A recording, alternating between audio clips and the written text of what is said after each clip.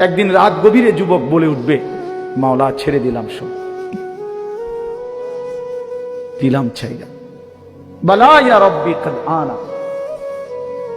একদিন রাত গভীরে সমরকন্দ রাশিয়ার বিখ্যাত ডাকাত ফুজাইল ইবনে আয়াজ রাহমাতুল্লাহ আলাইহি, এক সময় তিনি ডাকাতের সর্দার ছিলেন।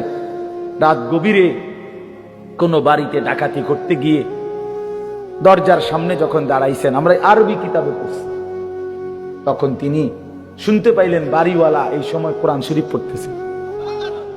তো ঠিক এই টাইমে বাড়িওয়ালা কোরআন শরীফের একটা আয়াত পড়ছে, উনিও দাঁড়াইয়া মাত্র শুনতেছে, আলাম ইয়ানি লিল্লাযীনা আমানু আন তাখশা কুলুবুহুম লিযিকরিল্লাহ। আল্লাহ তাআলা বলছে, মুমিন ঈমানদার আমার বান্দা, আমি আল্লাহর ভয়ে আমার স্মরণে দিলটা নরম হওয়ার সময় আজও হয়নি। আলাম ইয়ানি, আর সেজদা দিতা না বান্দা?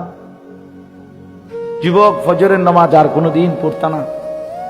তোমরা যারা খোদার 365 দিনে ফজরের নামাজ কোনোদিন পড়ো না, আমার ভাই, তাইলে আর পড়তা না কোনোদিন?